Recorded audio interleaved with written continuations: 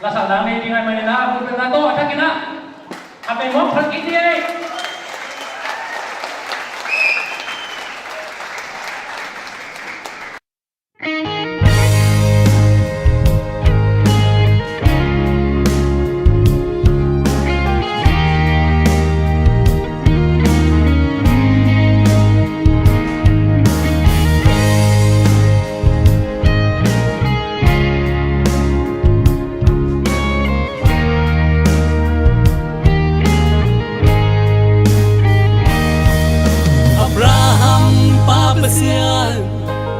Isaac papasian, Jacob papasian, kapasian.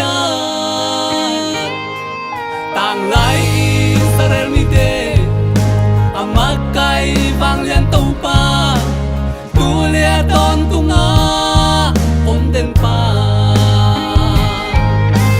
Daniel tenak ke bang, amuan hoy ka tau pa o. Yalam hutoke hong lendenino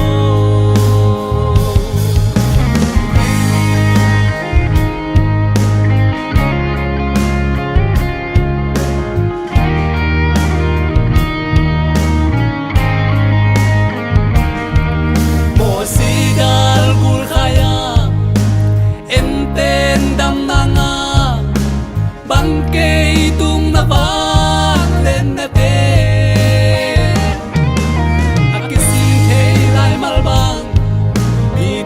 gahong lona navantung hoy na ke tu hong wano Daniel te na ke bang amwan hoy ka tau pao nazialam to ke hong lenderino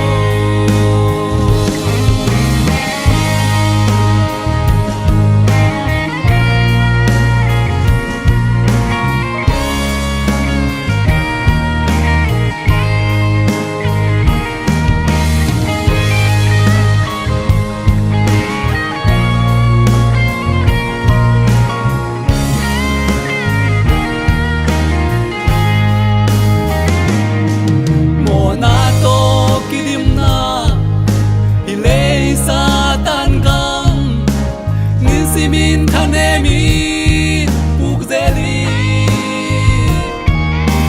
fan lai tha hong wano kapal lai zai tha hoide ni simin nangari hong tango Daniel te na ke